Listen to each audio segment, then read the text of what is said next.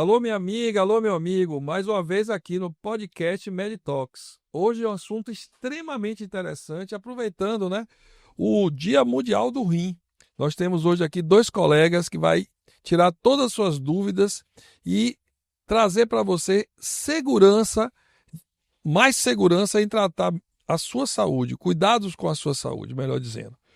Antes de começar, eu queria agradecer aqui a VF7, agência de marketing responsável por esse podcast, que nos apoia, nos assessora e é também uma empresa que pode ajudar você a cuidar do seu consultório através de um marketing direcionado aos seus clientes, aos seus pacientes, trazendo para você o que há de melhor, de mais moderno para a sua empresa médica. Eles são especializados nisso.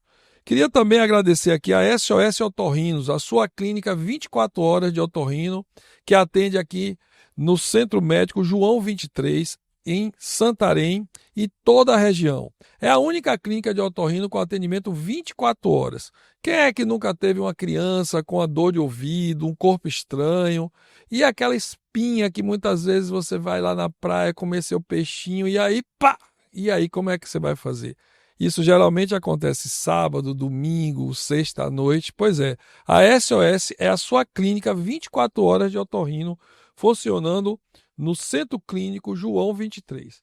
Queria também agradecer ao posto Tapajós, que Pérola do Tapajós, que é mais do que um posto, ele acolhe você com um atendimento maravilhoso.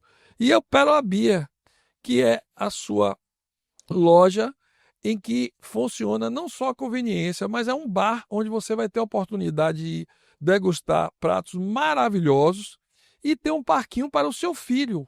Exatamente, você pode ficar ali aproveitando, ouvindo uma música maravilhosa e seu filho lá brincando no parquinho e você se sentindo agraciado por um atendimento nota 10. Fica na estrada que vai para Alter do Chão, 4 quilômetros antes. Bom, doutor Manuel Espósito, é uma honra recebê-lo aqui no Meditox num período tão importante, né, que é justamente o Dia Mundial do Rim, que foi celebrado agora no dia 13 de março. Doutor Manuel Espósito é médico nefrologista, coordenador do Serviço de Nefrologia e Transplante do Hospital Regional do Baixo Amazonas. É um prazer enorme tê-lo aqui como convidado. O prazer é nosso. O prazer primeiro de conversar com você, né? A gente vai ter esse papo bom, gostoso, e também falar do que a gente faz, né? Principalmente nesse mês aqui, a segunda quinta-feira do mês de março, que a gente comemora o Dia Mundial do Rim, e que a gente precisa, temos bastante informações aí para poder passar para a população, informações de extrema importância que a gente vamos conversar aqui e espero que a sua audiência absorva e cuide dos rins. Como é que estão os seus rins? Exatamente. Eu queria também agradecer a doutora Iris Gonçalves, natural da Colômbia, que é médica nefrologista do HRBA em Santarém, Hospital Municipal, responsável pelo setor de hemodiálise. Doutora Iris, é um prazer enorme contar aqui com sua presença numa data tão importante para a nefrologia e para todos nós, né? Que a gente sabe a importância do rim, ou quando a gente não tem o rim. Obrigada, Epifânio, pela receptividade. Nós estamos aqui com essa intenção de levar essa mensagem, de ver se seus rins estão ok ou não, que é a mensagem desse ano, do Dia Mundial do Rim, que se celebra na segunda quinta-feira do mês, e esperamos que a mensagem seja favorável e clara para a população, para a sua audiência.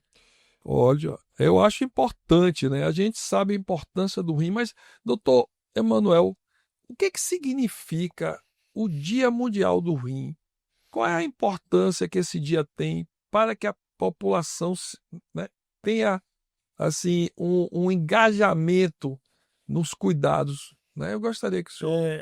Foi assim, o Dia Mundial do Rim foi um dia criado, né, pela Sociedade Internacional de Nefrologia para disseminar informação, para fazer exatamente o que a gente está fazendo aqui, para a gente conversar, se aproximar da população e mostrar um pouquinho sobre os rins e sobre as doenças que afetam os rins, que são doenças extremamente comuns na nossa população. E as doenças renais, ela tem um custo social muito alto. Ela tem tanto para a pessoa que adoece do rim, quanto para a nossa sociedade, porque a pessoa fica incapacitada, ela vai precisar fazer hemodiálise, fazer transplante se tiver sorte, e hemodiálise talvez seja um dos maiores custos do Sistema Único de Saúde. Então, fica brigando ali com a oncologia em termos de custo para a nossa sociedade.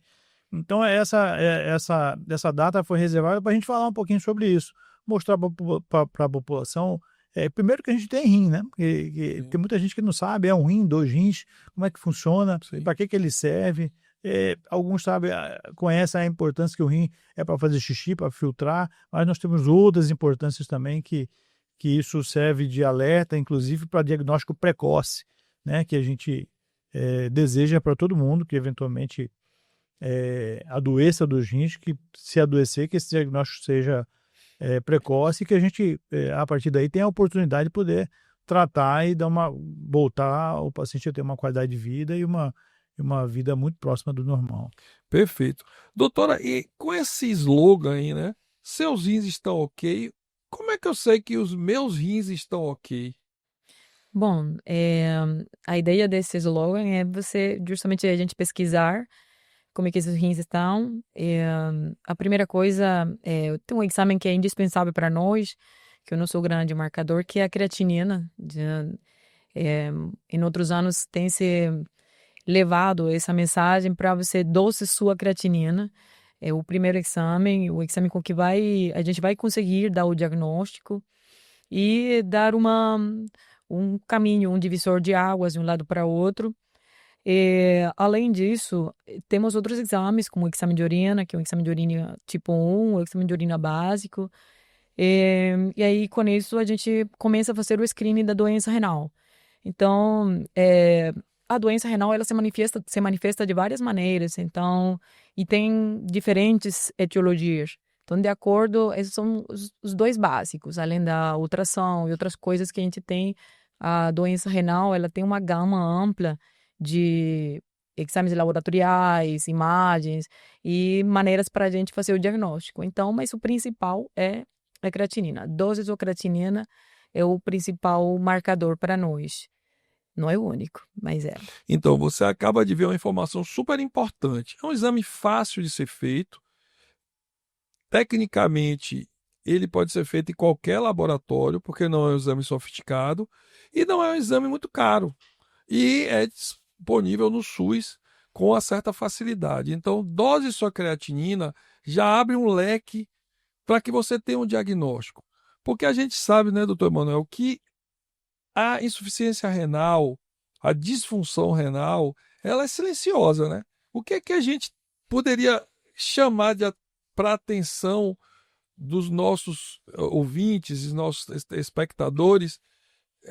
Há uma relação genética, hábitos. O que é que você sugere como sendo fatores de riscos para esse paciente? Com relação aos sintomas, esse é o maior problema, porque a doença renal ela dá poucos sintomas no início da doença. Os sintomas vão aparecer e são sintomas, inclusive, inespecíficos. Quando o rim atingiu por volta aí de 30% da função renal. Por isso a importância do que a Isis disse aí agora. Nós vamos filtrar esses pacientes, vamos eleger o grupo de risco, que a gente já conhece quem são, e nesse grupo de risco nós vamos testar os rins dele. E testar através basicamente de creatinina e um exame de urina, um EAS, por exemplo, uma proteinúria. Esse exame eu tive o cuidado de procurar aqui nos laboratórios da cidade, ele custa R$30 cada um. Então, com R$60 você consegue fazer uma prevenção uma vez por ano, é o suficiente para fazer. E como você falou, o SUS também faz isso com uma relativa facilidade. Dizendo assim, o cara não quero esperar a fila do SUS, né? R$60 no laboratório, qualquer laboratório da cidade, você consegue fazer esse exame. Então, assim, respondendo a sua pergunta, não devemos esperar sintomas renais, que vão ser muito tardios. Nesse momento que apresentar sintoma, certamente a gente tem muito pouca coisa para fazer. Então, assim, precisa ser precoce, e esse precoce é fazer o exame da creatinina e fazer o exame de urina. Agora, quem que nós vamos pesquisar? Né? Quem que a gente vai olhar para todo mundo? Vamos fazer creatina para todo mundo? Não precisa ser para todo mundo.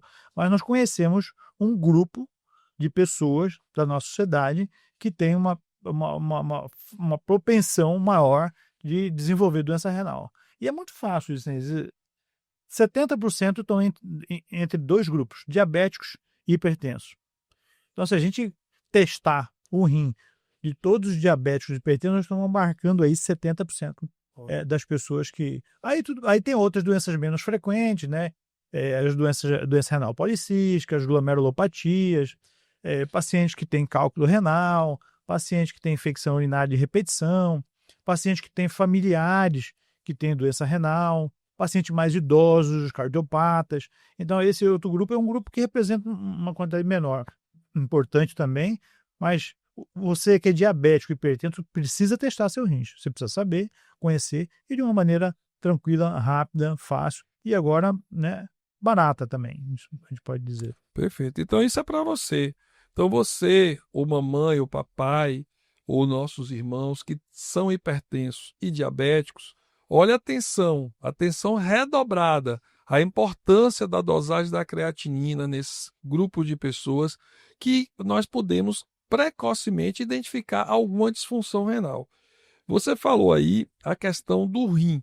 E às vezes um órgão que funciona perfeitamente, a gente não sabe exatamente qual a importância dele, a não ser quando a gente perde ele. Né? Então eu queria aproveitar, antes da gente começar a discutir propriamente sobre a ineficiência dos rins, afinal de contas, qual o papel que o rim, doutora Isis, desempenha no nosso corpo, na nossa vida?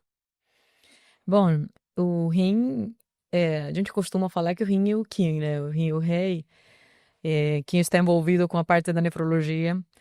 Por quê? Porque ele tem várias funções. Então, primeiro, ele tem a capacidade de limpar o lixo que acaba sendo produzido no corpo depois que você come. O fígado acaba degradando algumas coisas, acaba convertindo uma parte no que vai ser útil para o seu corpo e acaba sobrando outra parte. Então, dessa outra parte que acabou sobrando, eu costumo dar esse exemplo para os pacientes, isso tem que ser jogado para algum local. Então, quem que faz isso? Que joga para fora através da urina é o rim. Ele filtra, produz a urina e ele joga fora através do lixo que a gente tem, que almacenou no corpo, que produziu no corpo. É a primeira parte, é a parte da filtração.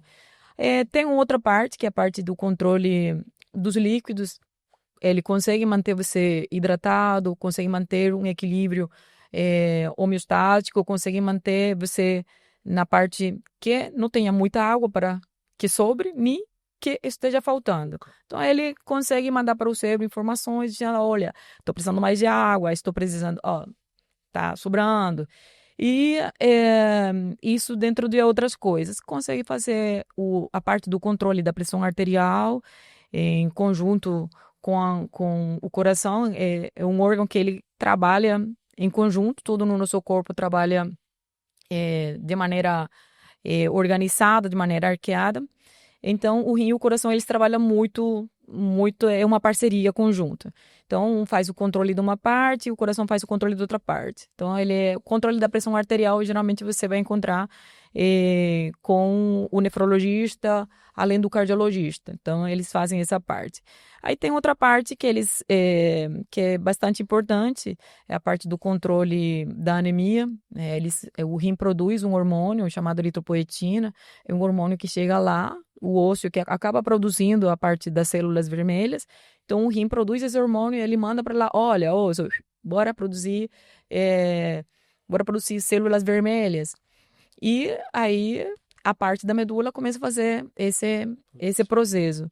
E tem outra parte, que é a parte do controle de a gente conseguir manter os ossos fortes.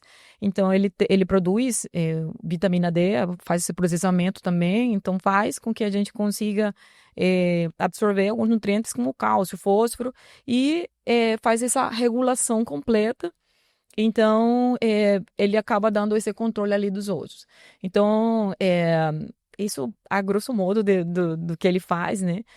Faz o controle de algumas coisas que a gente chama de eletrólitos, que são umas moléculas que você tem no corpo, elas mantêm o equilíbrio, digamos que a parte elétrica dentro do coração, eles fazem um equilíbrio lá. E você consegue, dependendo se ele estiver sobrando ou não, então o seu coração vai bater mais forte ou vai estar mais devagar. Então é muito importante. Por isso que é importante a gente ter o cuidado do rim e do sal creatinino. Tá vendo aí a importância do rim, o quanto o rim interfere na nossa vida? É responsável pelo equilíbrio hidroeletrolítico, é responsável pelo controle da pressão arterial, produz um hormônio que ajuda a parte óssea e também a parte, né, da produção de células vermelhas, extremamente importante. Anemia, e tantas outras coisas. A anemia, muitas vezes, você pode ter por conta de uma deficiência renal. Isso é importante, assim, às vezes as pessoas ficam circulando de médico, né, Sim. por conta de anemia. E a anemia, ela não é uma doença, vamos dizer assim, né? Ela é um sinal, opa, alguma coisa Tem alguma coisa falhou aí. E, assim, um grande regulador da produção de anemia é isso que a gente está falando. Sim. Das células vermelhas é o rim. O rim produz a eritropoetina. A gente vê que o rim, ele é sutil, né? Ele é um órgão extremamente importante, com tantas interferências na nossa saúde, vamos dizer assim, como foi dito pela doutora Isis, e que a gente às vezes não se atenta. E como você bem falou, às vezes você tem um sintoma extremamente vago, uma simples anemia, e você pode estar diante de um início de uma insuficiência renal e que você está aí perdido, muitas vezes sem saber o que fazer e a que profissional procurar. Então, olha a importância do nefrologista nas nossas vidas. É uma especialidade, né, que tem um papel fundamental, porque trata de um órgão extremamente essencial. Então, isso é importante que vocês tenham isso em mente.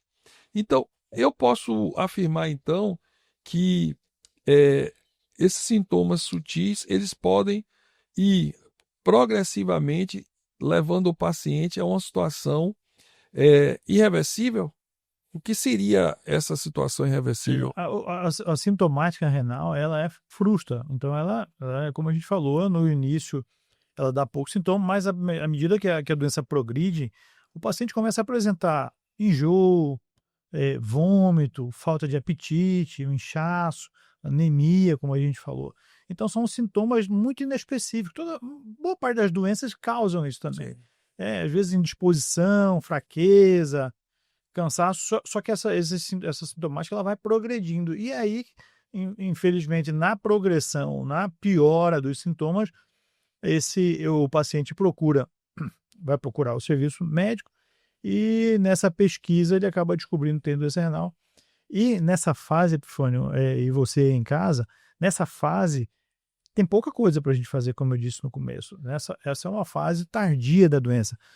Quando o paciente apresenta sintoma, ele já está ali no estágio 3, 4, quem sabe até 5 da doença renal, né? Isso já chega para a gente. A gente também trabalha num pronto-socorro aqui da cidade, em um local que acaba chegando, né, esses pacientes, muitos inclusive em coma, já na UTI, insuficiência respiratória, entubado. Então é uma fase muito tardia, por isso a importância do Dia Mundial do Rim. Por isso a importância da gente conversar sobre isso, da prevenção, do diagnóstico precoce. Então, em resumo aqui, nós vimos aqui que as doenças renais, se a gente for esperar sintoma, o desfecho é catastrófico. Exatamente. Então, vamos pegar esse grupo que a gente conhece e vamos testar todo mundo. Você falou que o grupo, né, os dois grupos principais são os pacientes diabéticos e hipertensos. Mas, assim, teria algo que poderia ser desencadeado por exemplo, ingestão de alguma medicação, algum alimento? O que a população deveria estar atenta? Porque a gente sabe que um grande mal que a automedicação, né, determina na saúde das pessoas. Mas a gente insiste, né, Em querer tomar um remédio em querer tomar um remédio. Aí a gente tem, né, desde os analgésicos e anti-inflamatórios. Então eu queria que você abordasse os cuidados, a necessidade e né, a atenção especial na automedicação. O perigo, na realidade, não é nem a atenção, viu? É o perigo da um inocente anti-inflamatório, o que pode causar... Não tem nada de inocente. Mas isso é uma coisa frequente, né, que a gente acaba observando aí na prática. Assim, a população hoje está aprendendo, acho que a população começou a aprender um pouco mais sobre a automedicação, mas ainda é muito frequente as pessoas tomarem, principalmente remédio para dor, né, para febre, e o que ele encontra de mais fácil é o famoso Voltaren, Cataflane, Mesolida, diclofenac. E esse é o nosso pesadelo, é o pesadelo do nefrologista. Então, são remédios que além de... Ou tomar um ibuprofenozinho. Para febre, faz parte do dia a dia. Então, assim, são remédios excelentes, são remédios, quando bem indicados, né, tem uma bela de uma indicação, mas nós precisamos, primeiro assim, saber para quem que a gente vai indicar, por quanto tempo isso vai perdurar. Só que, assim, isso quem vai saber responder é o médico. Infelizmente, o paciente, o leigo, ele não vai ter esse conhecimento. Isso causa insuficiência renal. De uma maneira frequente, é um perfil de paciente que acaba chegando para a gente e pode levar a insuficiência renal aguda. Além da insuficiência renal aguda, isso pode causar sangramento no estômago, pode fazer uma lesão aguda da mucosa gástrica, o paciente sangrar, inclusive às vezes até morrer, além do rim. Então, o anti-inflamatório, que é o nosso maior inimigo aí, número 1 dos remédios, ele pode causar tanto sangramento intestinal, sangramento gástrico, quanto insuficiência renal. Então, é uma automedicação condenada por nós aqui, né, na verdade, não só por nós nefrologistas, mas pelos gastros também. E eu acrescentaria, né, doutor Emanuel Esposo e doutora Isa, que não só a automedicação, a gente está vivendo uma polêmica agora, que é a possibilidade, né, do farmacêutico fazer a prescrição. A gente tem que ter muito cuidado, porque uma prescrição, ela traz por trás dela uma série de consequências. E para que você entenda as consequências, você tem que entender propedêutica, você tem que ter uma visão mais aprofundada, médica, para que você entenda os efeitos, principalmente danosos, que essas medicações farão no nosso organismo. Não é simplesmente você ir lá, escrever, bater o carimbo e tal, resolvido o problema. É a gente ter esse cuidado, né, de saber que a automedicação é um risco, na realidade ela deve ser abominada, né, deve ser tirada do nosso vocabulário, mas além disso ter a confiabilidade de um profissional médico experiente para fazer essa prescrição, porque acima de tudo ele tem o conhecimento técnico para isso, né, doutor? Sim, tem o efeito adverso, né? De todos os remédios, assim, o conhecimento não só da bioquímica, né, dos remédios, da fisiologia, da fisiopatologia, tem um conhecimento prático também, né, que o médico tem uma vivência muito grande com isso, a maioria de nós. Então, se não dá para simplesmente pensar só no efeito puramente analgésico ou anti-inflamatório, nós precisamos pensar de uma maneira mais completa, mais holística aí da medicação. E isso pode causar consequências aí realmente, como você falou, catastróficas. Estou lembrando aqui de um caso recente que nós pegamos aqui em Santarém, que o paciente fez uma insuficiência renal aguda, sangramento intestinal, ficou em diálise, não saiu mais de diálise. Está aí em diálise. Tempo atrás também um jovem, inclusive aluno nosso, foi tomar um anti-inflamatório, fez uma anemia, né, uma nefrite intersticial aguda, quase foi parar na diálise. Então, as pessoas muitas vezes já são pessoas sadias, mas que frente a uma toxina dessa, ela pode desenvolver uma doença que que ela vai levar para o resto da vida.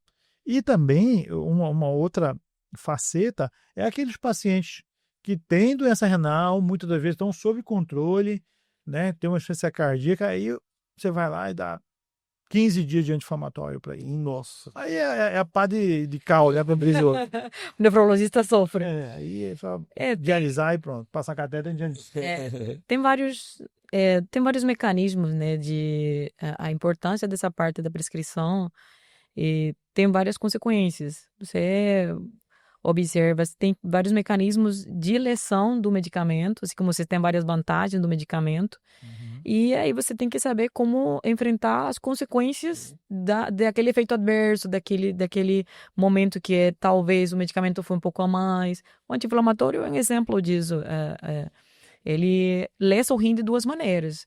Então, ele lesa ou por depósito ou pela nia, que pode ser como se fosse uma alergia no rim.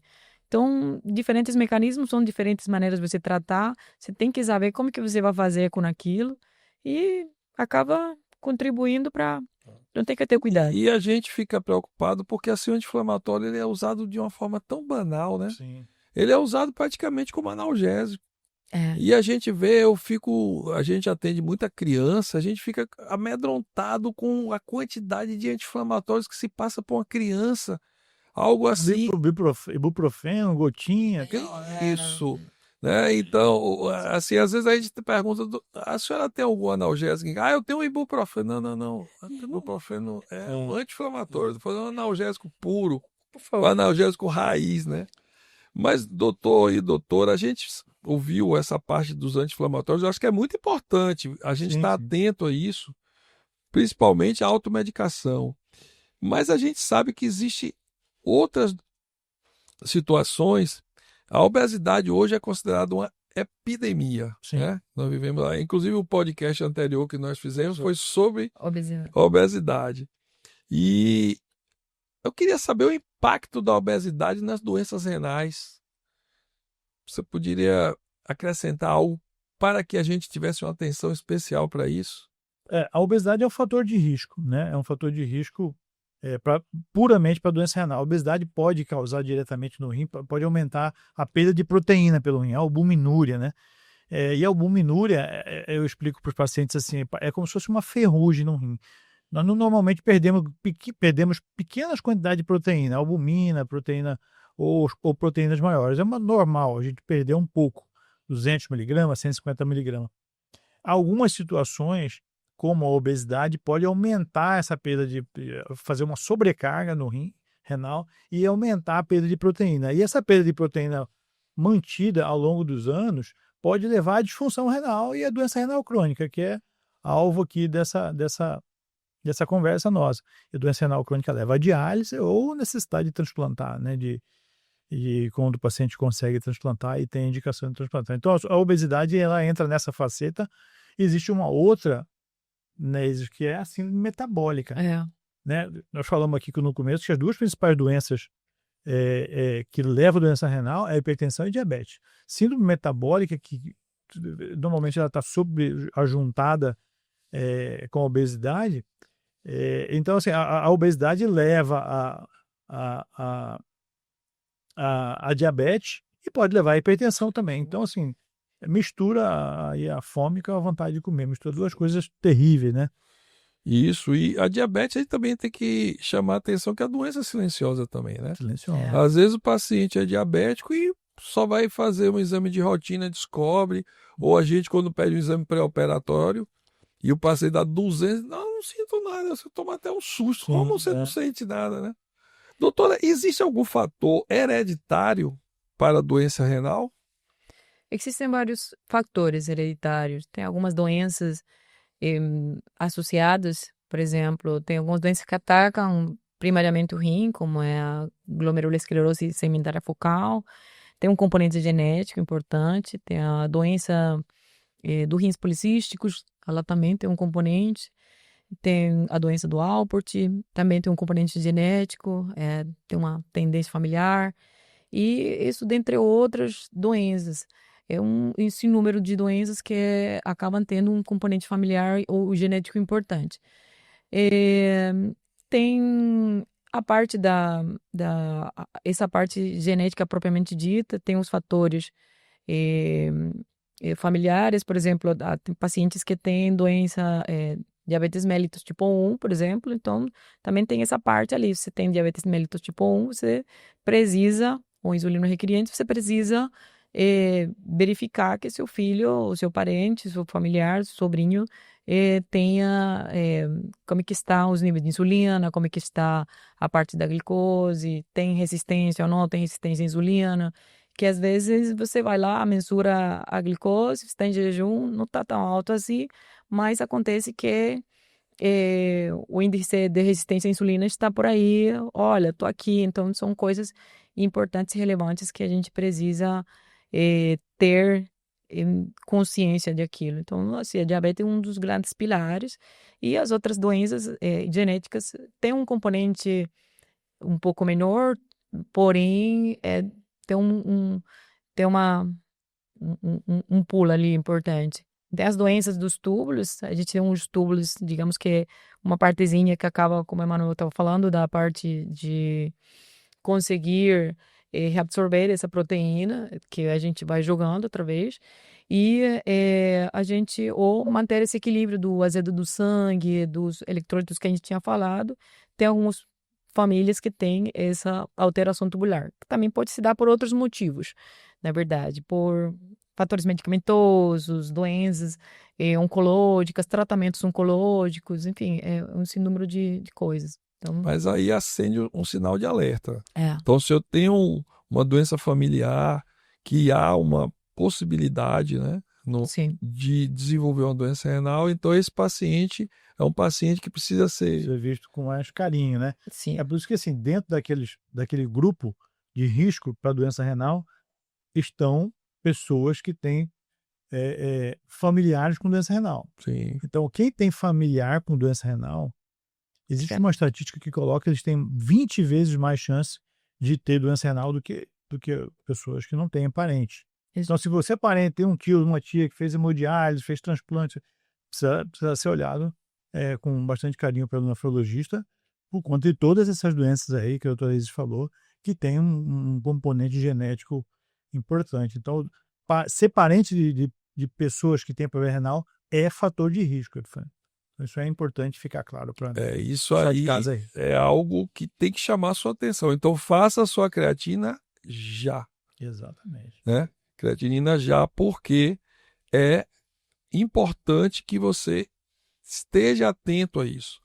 Se você tem um familiar que tem uma doença renal, é diabético, é hipertenso, você tem uma chance grande. Não é matemática de 100%, mas você tem uma chance E grande. é importante a gente dizer também que assim, não é porque é hipertenso e diabético que vai ter doença renal. Sim. Então, assim, uma pequena parcela desse grupo vai desenvolver doença renal. Mas é aí que está nesse. Mora um perigo.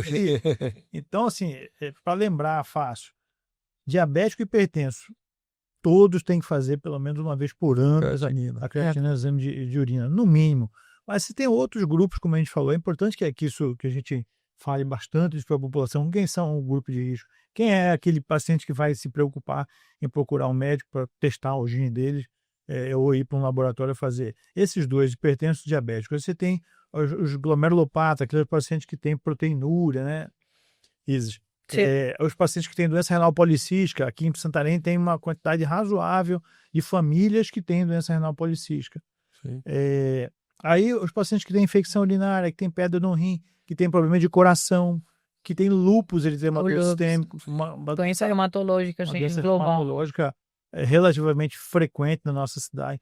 Então, essas pessoas precisam ficar atentas à saúde renal, não esperar ter sintoma. Isso não vai aparecer. Não vai aparecer, não. Vai aparecer, se aparecer, de uma maneira muito tardia. Então, por isso, a prevenção, infelizmente, aí o laboratório, né, é preciso para fazer esse diagnóstico. De maneira clínica, a gente tem pouca chance de fazer. A ideia da campanha, né, também, a parte de você levar a mensagem à população, Sim. fazer o chamado aos colegas também. Por exemplo, o cardiologista, que atende muita hipertensão arterial, que tem muito paciente diabético, que tem muito paciente com doença coronariana, que tem com problemas do coração nas inúmeras apresentações.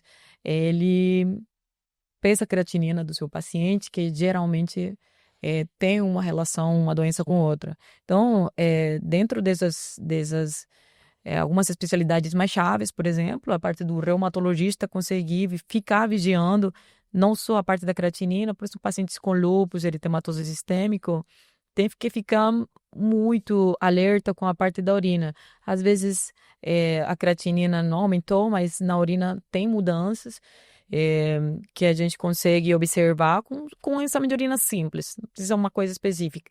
A gente prima para a pesquisa de proteinúria também, tanto falando da parte do paciente com lúpus eritematoso sistêmico ou doenças reumatológicas, mas também o paciente com diabetes ficar de olho nessa parte de se tem ou não tem proteína, que é um marcador importante para nós. Que às vezes não aumenta a creatinina, mas se está aumentando lá a perca de proteínas na urina, a gente vai ficar alerta e aí.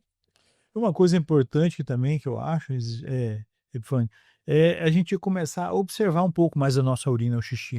Sim. Existe um sinal assim que na urina, que é aquela urina que espuma muito.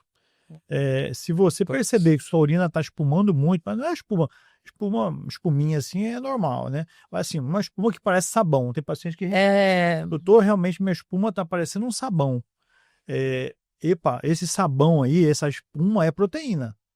Então é um sinal, muitas das vezes no diabético, né, que tem muita Perda de albumina. De albumina, ele vai ter essa urina e é um diagnóstico, não é tão precoce, mas é uma maneira dele despertar. Opa, minha urina está meio estranha aqui, vou fazer um...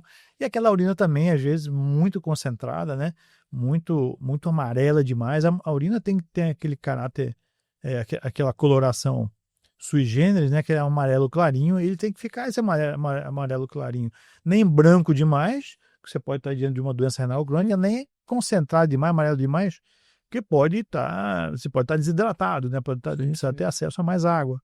Então é importante a população dar uma olhada no seu xixi, né, saber como é que Eu vou aproveitar esse gancho aí e eu vou te perguntar, mito ou verdade, hidratar é fundamental para o rim?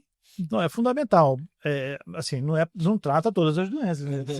Ela trata desidratação, quem tem cálculo renal tem que estar sempre bem hidratado para produzir pelo menos 2 litros de urina por dia para quem tem. Agora, tem muita doença que não adianta hidratar e às vezes é o contrário. Claro. Às vezes Tem que restringir. Tem que restringir, né, nas doenças, né, na síndrome nefrótica e tal. Então, pode ser e pode não ser, né? Certo. Mas aqui numa cidade como Santarém, essa região muito quente, eu acho que ideal a hidratação manter uma boa hidratação. E assim, aí entra isso que a gente acabou de falar. Olha o xixi. Faz aí, multiplica 35 pelo seu peso. É mais ou menos o tanto de água que você tem que beber. Pode dar certo, mas pode ser que não dê. Numa cidade muito quente, como é a nossa, pode ser que não seja fácil. Agora, o que eu acho melhor, olha o xixi e olha a cor. Né? Se a cor estiver muito amarela, preciso tomar mais água. Sim. Ou tá aquela amarelo clarinho, beleza, eu estou bem hidratado, vou manter a minha ingesta. Ou branco demais, branco demais tá estranho. Não é ou tu tá passando da água. Pode ser cor da água. Aí tá para polidipsia aí. Polidipsia, E sal? Então, sal é um veneno, né? Porque assim, excesso, o sal causa hipertensão, que é a segunda causa, na verdade é a primeira causa no Brasil de doença renal crônica. Então a gente dando sal, nós estamos dando chance de hipertensão. Agora, o importante do sal é dizer que o sal não é só o saleiro, são alimentos com sal. Com sal. E aí vai lá, molho shoyu, embutido, enlatado, multiprocessados, são alimentos que têm sal escondido lá. Sim. Então, às vezes a pessoa fala, não, doutor, não como sal, não sei. Às vezes não come sal do saleiro, de acrescentar o sal, mas ele come esquilho, né, que o pessoal come muito, come enlatado, muito presunto, muito queijo. Outro dia, eu conversando com uma paciente, eu falei, como é eu não estava achando, as coisas estavam parecendo bem. Não, eu estou com uma salada, eu fui ver, eu perguntei, como é que a senhora tem? Aí eu tive a curiosidade de perguntar, agora eu pergunto para todo mundo, como é que a senhora tempera a sua salada? Pimenta, e molho shoyu. Assim, molho shoyu é uma sopa de sal, né? Sódio. Verdade. Teu coração fez assim. Verdade. E bebidas alcoólicas? Também. né? Cigarro, bebida alcoólica. Então, Porque quem a isso, gente toma cerveja faz bastante xixi, né? Então a gente podia dizer, opa, vamos tomar uma cerveja que resolve. Não é bem Diurético, assim, né? diurético. pois é, mas a bebida alcoólica, aquilo tem um componente inflamatório, né? Essa é a questão. É a chamada droga lícita. Então, por exemplo, tem um componente inflamatório que você acaba alterando sua saúde cardiovascular ao longo do tempo. Um, dois. E aí tem o outro componente que é a parte do componente do açúcar que a bebida alcoólica tem, que também vai por aí, por esse caminho. Então, ele favorece a obesidade, favorece a hipertensão arterial, favorece você ter diabetes. Não quer dizer que bebida alcoólica cause aquilo tudo diretamente, mas se você consumir em excesso, você tem um fator de risco ali. Aí É. vem junto com a bebida alcoólica, vem o cigarro, vem a parte do cigarro. Ele tem os fatores inflamatórios também, o aumento da parte da placa, do aumento do risco cardiovascular e tem o risco de câncer, né? Então, e junto com isso, vem o risco de doença renal. Então, tem o câncer de bexiga, tem todos esse número de doenças que acabam alterando o nosso sistema e nosso sistema urinário. Sim. E existe algum alimento que seja benéfico para o rim?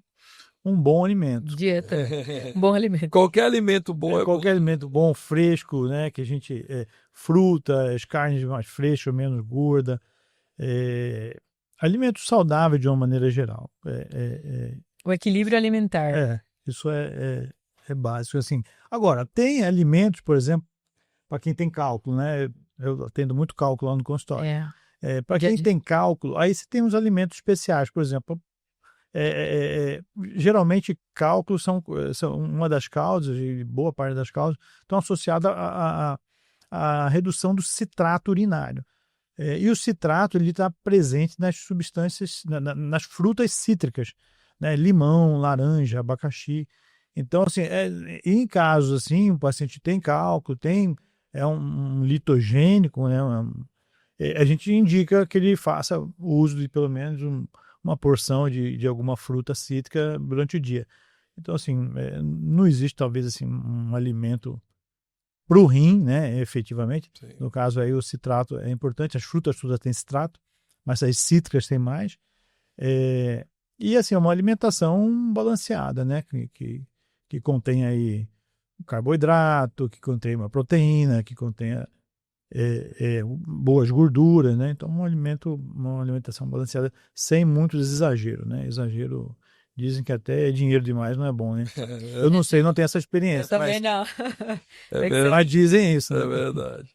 Não, sem dúvida nenhuma, o bom senso, o equilíbrio, né, geralmente traz a gente resultados bem interessantes. A gente vive numa sociedade em que a gente tem os fast foods da vida, como você falou há pouco, os embutidos, os enlatados e todas essas, né, formas que a gente tem hoje de se alimentar. Praticamente a gente compra os alimentos quase semi-prontos, né? Você vai lá, bota no micro-ondas ou no airfry e aí Infelizmente é prático, né? é prático e o próprio ritmo de vida, só que a gente acaba pagando um preço muito alto, né? Que é justamente o desenvolvimento de doenças como vocês acabaram de falar aí, que são irreversíveis. Então, dentro dessa situação irreversível, quando a gente chega numa situação em que o paciente não tem como mais ter a saúde do rim, só resta a ele, então, a hemodiálise, né? Eu queria que você falasse um pouco do que é hemodiálise, dos riscos, para alertar a população o quanto ela deve fazer de cuidado com seu rim, para não chegar numa situação que, embora seja algo que traz uma longevidade ao paciente, mas é uma situação bem... O tratamento da doença renal é no estágio 5, né, que é o estágio já de terapia renal de substituição, aquela situação em que eu vou ter que substituir o funcionamento do rim, né, e eu vou substituir ela com diálise ou com transplante. Ou eu vou botar na máquina, para a máquina fazer o papel do rim, ou eu vou trocar o rim, vou botar um rim novo, que seria o transplante. Claro que assim, tudo que a gente falou aqui melhora a prevenção. Nós Sim, temos maneiras, sim. nós sabemos quem são as pessoas que têm maior risco, né? Já comentamos aqui, nós sabemos como fazer, né? E barato, fácil e barato. Então, assim, que a gente se interesse muito mais na prevenção do que, né, nesse tratamento final aqui. É importante dizer também, como a gente já falou, hábitos de vida saudáveis, de alimentação, e lembrar do exercício físico, que precisa ser exercício físico, não atividade física, então precisa ser um exercício planejado, com uma quantidade de horas adequada. Não adianta ser aquele futebol de final de semana, eu fazer um yoga uma vez por semana. Isso não adianta do ponto de vista de saúde, do ponto de vista de eu tentar modificar a minha fisiologia a ponto de prevenir doenças crônicas, né? Ela precisa ser estruturada, o exercício precisa ser estruturado. Então você tem que procurar um médico do esporte, um médico, um educador físico, para poder planejar esse exercício físico. Agora, voltando aqui para o que você perguntou, o tratamento. Então, nós tratamos a doença renal desde o nível 1, a gente tem 5 estágios da doença renal. O estágio 1, que é o mais leve, passando pelo 2, 3, 4, 5 é o estágio final. É o estágio em que a gente lança a mão, precisamos lançar a mão de terapia de substituição. Diálise, nós temos 2 modalidades, a diálise peritoneal e uma diálise que a gente coloca um catéter na barriga do paciente, nós enchemos o peritônio do paciente com líquido, num banho que a gente chama de banho de diálise. Esse banho de diálise é uma solução pura, que contém alguns eletrólitos, algumas substâncias que fazem essa troca, que consegue limpar o sangue do paciente através desse procedimento. Ou a hemodiálise, que acho que é mais comum, o pessoal conhece mais, né? Que é através de uma veia, né? Que a gente capta o sangue através dessa veia, passa na máquina, limpa o sangue e devolve para o paciente. E faz a função do rim. Basicamente é o que a gente está... o rim parou, né? A função de filtro do rim parou. Mas, assim, não é igual o rim, porque, assim, a gente consegue substituir bem a função de filtro.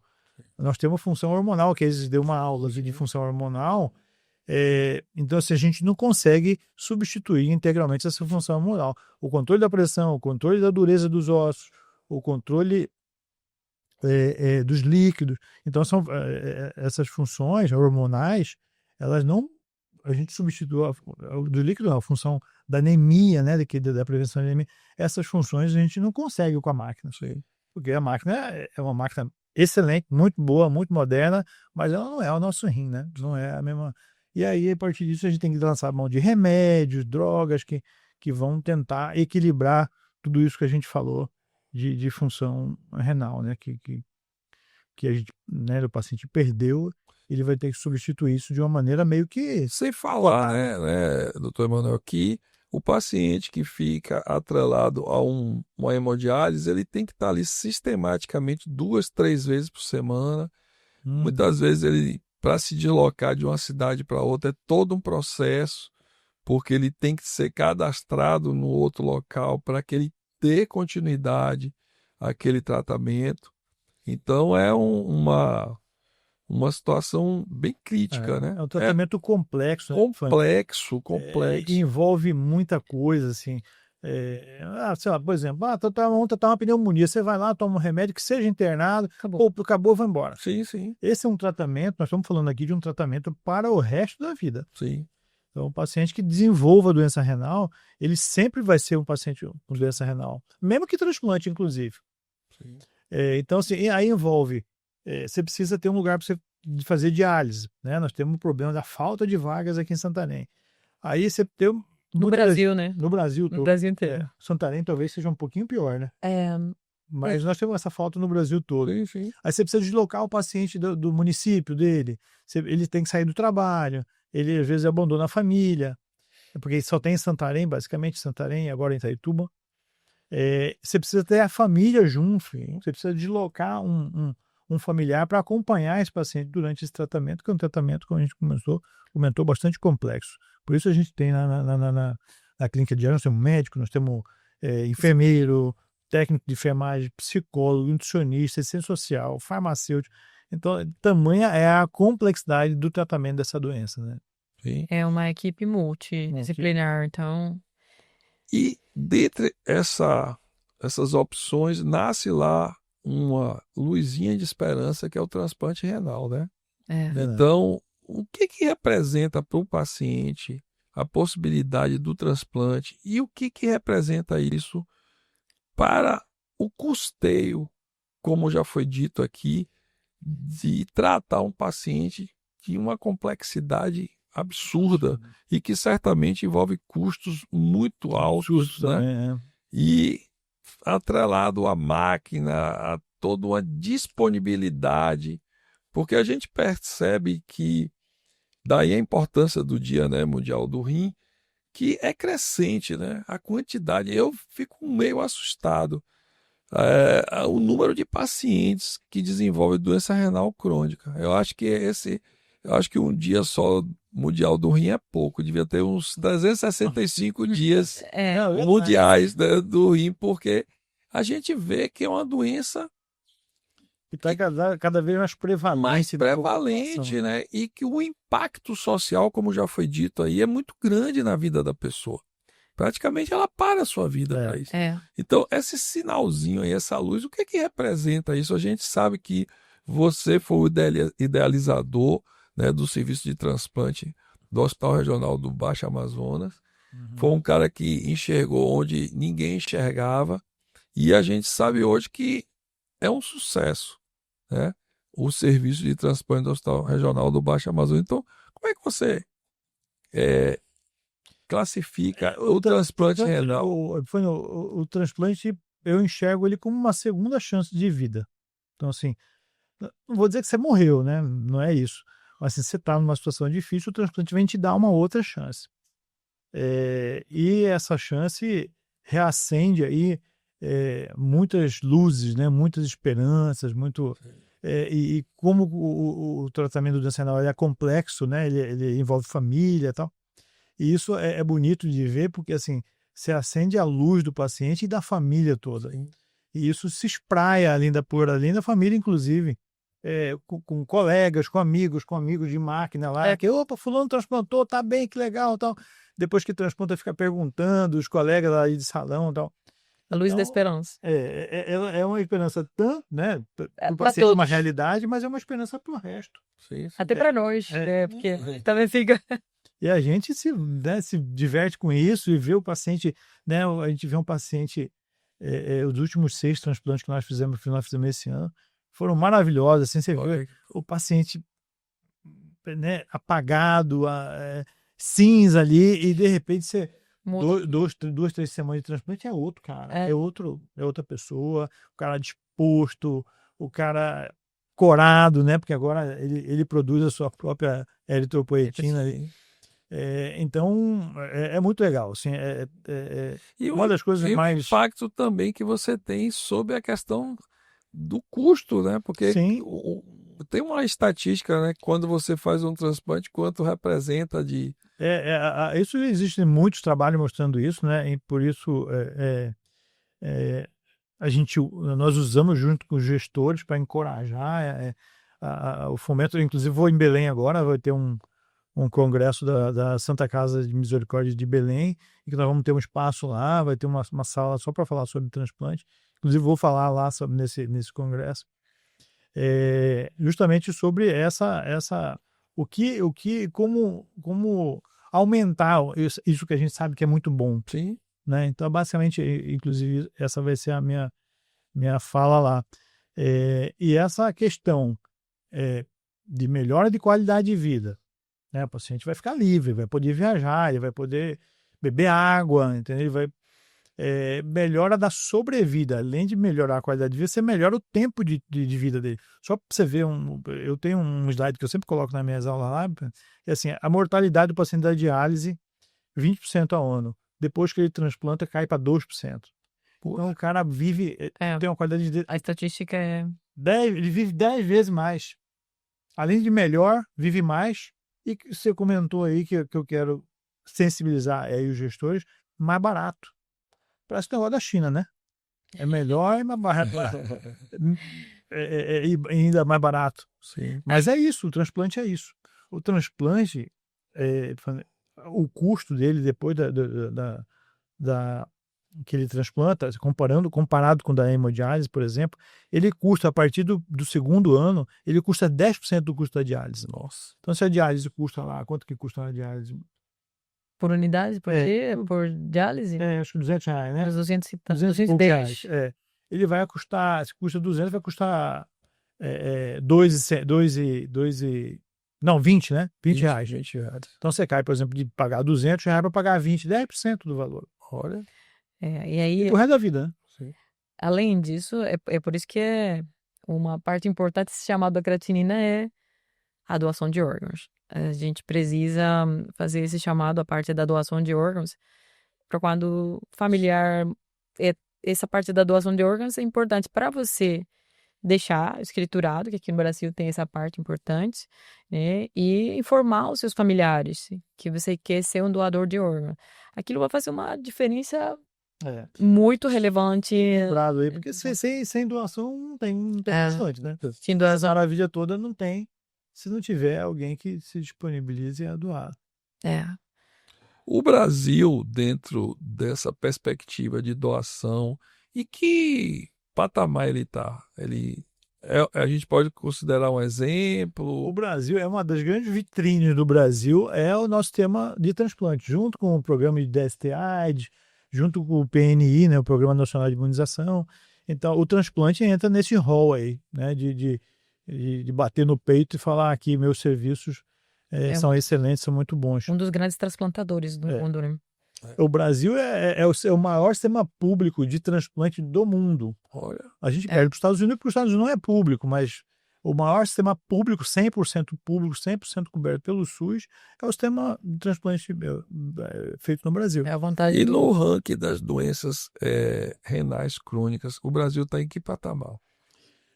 Nós somos igual o mundo, o resto do mundo. Às vezes uma glomerulopatia... Tem a mesma frequência. É a mesma frequência. A grande bandeira que é essa, que é a nossa, que a gente traz hoje aqui, que é da prevenção, o mundo inteiro fala também de prevenir hipertensão e diabetes. Então, porque a maior parte, né, como a gente falou aqui, 70% dos pacientes que têm doença renal crônica que estão ali no hospital municipal, estão no hospital regional, 70% que estão sentados ali naquelas cadeiras fazendo hemodiálise, eles são hipertensos ou diabéticos, ou as duas coisas junto, que ainda é pior, né? O que está chegando no consultório ali também. Então, vocês acabaram de ouvir a importância, né, do diagnóstico precoce, que é, sem dúvida nenhuma, o melhor tratamento. Porque quando a gente chega lá no estágio 5, como foi dito aqui, só não resta a hemodiálise, que, como foi dito também aqui, é algo que traz consequências danosas para a qualidade de vida do indivíduo. E apesar do Brasil ser uma referência no transplante renal público, mas a gente ainda tem um entrave que é a doação de órgãos. A importância da conscientização da população em deixar isso bem claro, né? E aos familiares que no momento a gente sabe de dor, de dificuldade, ter essa possibilidade de fazer algo para o seu próximo. Então a gente entende que isso é algo que precisa ser divulgado. Como eu falei há pouco, deve ter 365 dias no ano para o dia do rim. E também 365 dias no ano para a doação do órgão, no caso especificamente o rim, como tantos outros, fígado, coração, córnea e tantos outros, que é fundamental para que as pessoas consigam ter qualidade de vida. Eu queria agradecer, eu acho que esse bate-papo foi muito interessante, agradecer aqui a presença do Dr. Manuel Espósito e doutora Isis. Eu acho que esclareceu bem a importância desse podcast, é chamar a atenção da prevenção, é chamar a atenção da importância de você que é diabético, de você que é hipertenso, fazer o teste da creatinina. É um teste que a gente viu, uma dosagem, melhor dizendo, um exame laboratorial fácil de fazer e, pelo que foi dito aqui, um preço acessível. E isso pode salvar vidas. Você que é obeso também tem que estar atento. A obesidade tem um impacto não só na questão direta da insuficiência renal crônica, mas também no aparecimento do diabetes. E, acima de tudo, a gente vê que o rim ele não tem somente o papel de filtrar. ele tem um papel extremamente importante na nossa qualidade de vida e na nossa saúde. Isso é importante que vocês entendam e saibam que a hemodiálise não substitui as outras funções do rim, só a filtração. Portanto, você vai conseguir fazer a filtração, mas vai ter todas as consequências daquele rim que já não funciona mais. Então, fica atento. Eu queria agradecer e queria que o Dr. Emanuel Espósito, antes da gente terminar o nosso bate-papo, dissesse para aquela câmara ali, qual o recado que você daria no Dia Mundial do Rim para quem está nos assistindo nesse momento? Bom, assim, certamente, se eu tivesse uma faixa aqui, eu levantaria a faixa da creatinina, né? Dose sua creatinina, teste seus rins, né? Seus rins estão bons, isso precisa ser feito, nós precisamos fazer prevenção, que a gente conversou bastante aqui sobre a importância da prevenção. O tratamento está disponível, nós temos tratamento em Santarém, em todas as fases dele, desde o estágio 1 até o estágio 5. Preferimos, claro, que não usar todas essas armas, mas nós temos armas aqui. Nós temos 2 clínicas de diálise que estão prontas, estão lotadas, cheias, mas estão prontas para atender a população. Nós temos um serviço de transplante renal que funciona muito bem. É um transplante, é um serviço que nos enche de orgulho, mas também preferimos não usar, não transplantar. Mas, eventualmente, se precisar, existe o serviço instalado na nossa cidade. Serviço esse que deve ser orgulho para todo o santareno, todo paraense deve se orgulhar desse serviço, que só tem na capital, dentro do estado, e um serviço também pequeno lá em Redenção, no sul do Pará, mas assim, que é um serviço que existem poucos, inclusive na região norte. Tem muitos estados, muitas capitais que não contam com esse serviço, e Santarém nós já temos aí de uma qualidade bastante boa, né? Então temos bons resultados. E assim, lembrar também, né, falando de transplante, lembrar na doação, né? Especialmente se, infelizmente, tivemos um ente que faleceu, que teve morte cefálica decretada, que por obséquio e por amor e por cidadania, que doe os órgãos. Para onde a gente vai, nós não vamos levar esses órgãos. Os órgãos vão ficar para a terra, vão ficar aqui.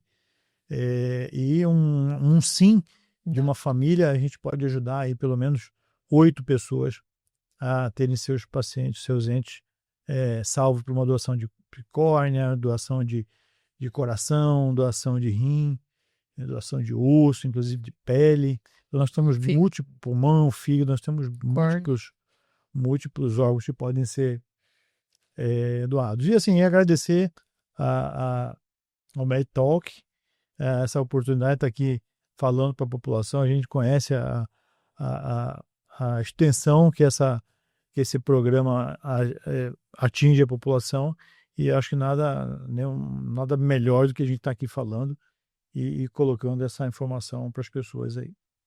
Essa é a nossa missão. O MedTalks, ele é um programa para você. A gente traz aqui tudo que há de mais atual, tudo que é importante para a sua saúde. Dentro dessa perspectiva, doutora Isis, onde é que a população pode adquirir informações sobre a campanha? A sociedade tem alguma divulgação, tem algum site? O que é que você orientava para os nossos ouvintes, os nossos espectadores que estão agora nos assistindo?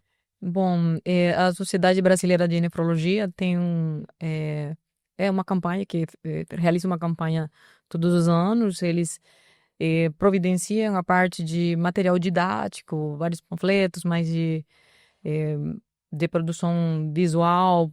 Além disso, dá um suporte ao pessoal, aos eventos que são realizados em cada local que se inscreve. Tem que fazer uma inscrição lá no site da sociedade, e aí você envia um projeto para lá, e eles mandam material, uma parte do material, e o evento é organizado dessa maneira.